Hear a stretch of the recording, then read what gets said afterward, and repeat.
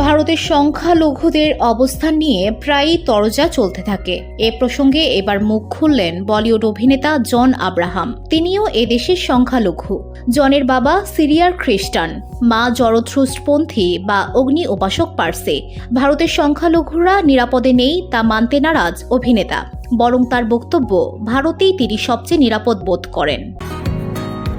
বসুন্ধরা, উত্তরা, বনশ্রী, কুড়িল ও বাড্ডা সহ রাজধানীর বিভিন্ন স্থানে অভিজাত ও অত্যাধুনিক মানের ফ্ল্যাট কেনার এক নির্ভরযোগ্য প্রতিষ্ঠান প্লেজেন্ট প্রপার্টিজ লিমিটেড।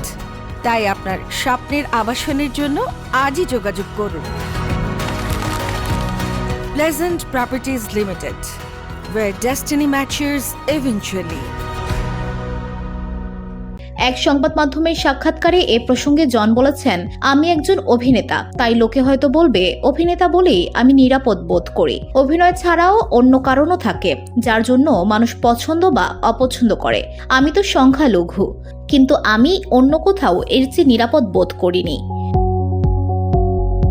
নিজের ধর্ম নিয়ে জন বলেন, আমি আমার দেশকে ভালোবাসি, আমি এখানে নিরাপদ বোধ করি। সংখ্যালঘুরা যে এখানে নিরাপদ তার জীবন্ত উদাহরণ আমি। সম্ভবত আমি যে সংখ্যালঘু গোষ্ঠীর মানুষ তাদের সঙ্গে কারো কোনো সমস্যা নেই, পার্সিদের সঙ্গে আর কাদেরই বা সমস্যা হবে।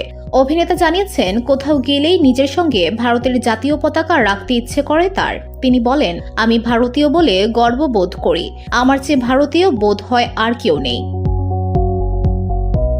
VOD Bangla news desk.